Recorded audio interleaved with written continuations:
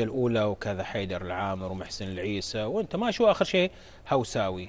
الاتحاد لا يتحرك. أنتوا في نادي الشباب، أنا أتكلم الحين بصفتك الرسمية، خلني من دي، تتفرجون على الموضوع. هل عجز مادي؟ لا، قد هل يكون ضعف مفاوض؟ لا هل لا. الأندية ما تبحث عن نادي الشباب؟ اللاعبين طيب. ليس طموحهم نادي الشباب؟ يعني خلينا نكون منطقيين، يعني يبحثون عن جماهيرية طاغية وما شابه من أمر. يعني لا أحد يزعل من لما أقول جماهيرية طاغية، وانا اللي بزعل مو بهم. لا حقيقي جماهيرية طاغية، يعني الشباب في جماهيرية طاغية. شوف انا اخوك وليد عبد الله الان هو افضل حارس في الشباب، افضل الان مهاجم موجود الان في السعوديه، وحتى بالارقام بعد ماجد عبد الله ناصر الشمراني. تتكلم عن كوكب النجوم، افضل اظهره تقريبا عندنا في السعوديه.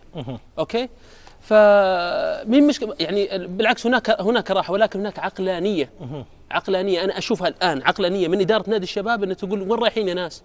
هل من المعقول اني ادفع هذه المبالغ العاليه جدا؟ هي وضعت لها سقف، اداره نادي الشباب وضعت لها سقف معين ما تتعدى ابدا، من اراد ان يتعدى خليه يروح. لكن في الشباب هناك يحس اللاعبين في عداله، في عداله عندهم الان، عندهم عداله انه انا معطي سقف، اللي يبغى هذا حدي لا نتجاوز. لعيبتكم ترى بينحاشون عنكم وانت تقول لي عداله وما اقول لك صباحك الله بالخير.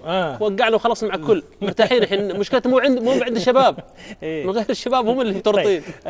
ابو فارس، انت في 3 مقالات تقول حان وقت التغيير، وخطابك الى احمد محتسب